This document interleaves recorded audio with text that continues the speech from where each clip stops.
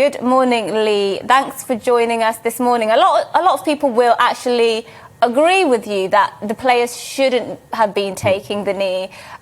We saw that was the case. We saw them getting booed by a lot of the players when they started taking the knee. But some people will say, oh, come on, you've taken it a bit too far now. Not watching the final, such a historic final, is just taking it too far. Well, it's surprising how much big news it's made around the country. I've had loads of emails this week, lots in support, and I've had lots of emails, quite vile emails actually, giving me a right slating, a right kicking from the tolerant left, I may add, and a lot from Labour Party supporters and Labour Party members. And it's funny that right now, the Labour Party and the left have become this flag-waving, patriotic, football supporting political party. It's absolute madness. Look, I made a statement 3 or 4 weeks ago. I'm sticking to it. I'm a massive England fan. I've supported them at every single tournament since I can remember. I hope they win on Sunday. Like I said, I will be checking my phone for updates. I'll be cheering them on.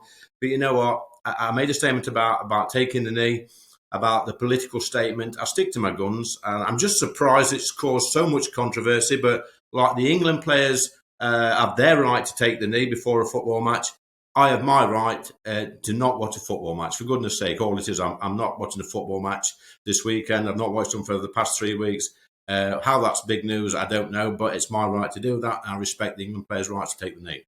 Lee, I've got to ask you, do you slightly regret making that commitment now? Did you think that England would get this far when you made that commitment?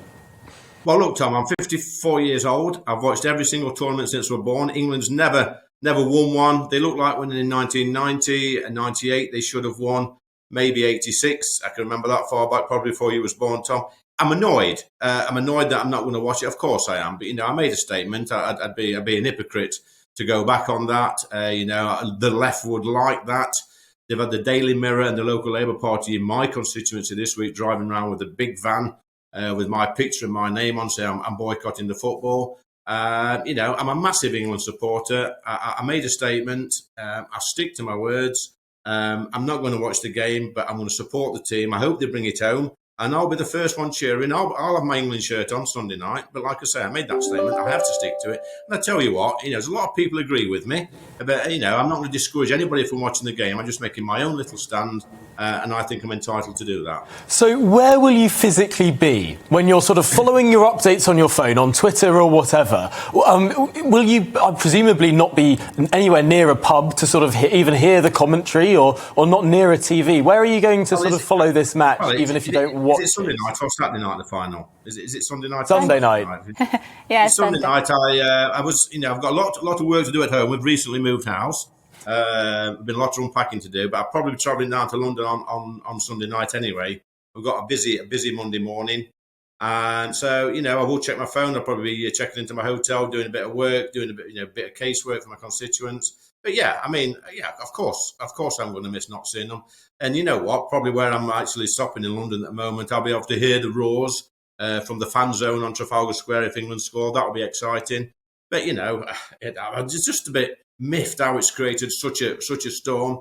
And like I say, Tom, it's crazy now that the left is suddenly flying the flag of St George. Emily Thornberry's is going to have a full England kit on Sunday night, probably. It's absolutely astonishing. Leah, you do seem quite baffled as to how it's such a big deal to everybody, and I think I do have sort of one answer for you that I can put to you for why some people have made a big deal out of it. Is because they might say, well, you're boycotting this taking the knee, which is a gesture for racial equality. That's what they say. They say it's nothing to do with this political organisation. It's a gesture which is saying we want more racial equality in the country. And perhaps that's why some people are like, well, you boycotting it says something about what you think about racial equality. What would you say to those people? Well, I would say, in my opinion, that's absolute nonsense. Now, if taking the knee was such a symbol of equality and the fight against racial inequality, I would say, why weren't the England players or sportsmen in this country taking the knee 3, 4, 5, even 10 years ago?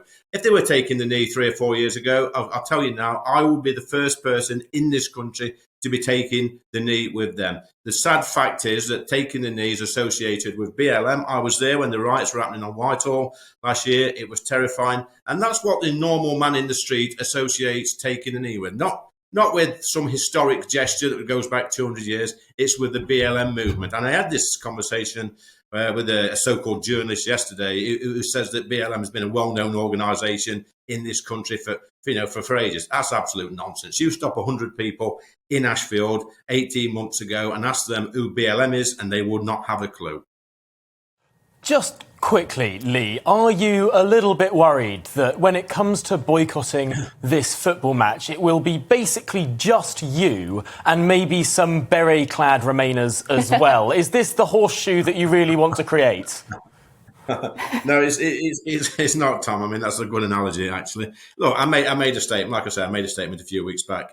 I want to stick to it. I've took a lot of flack over it, but I'll stick to my guns. But you know what? I've had a lot of support as well in my inbox this morning. Lots of people from all over the country supporting my stance. I just think we should take politics out of sport. It's my little protest, I suppose. You know, it does hurt not watching my team, but you know, sometimes you've got to stand by your convictions. And if that means me missing the most important match England's ever had in my lifetime, then so be it. Yeah, so I'm going to stick to it. I stick to my guns, I stick to my beliefs, stick to my principles, and I'll be doing something else.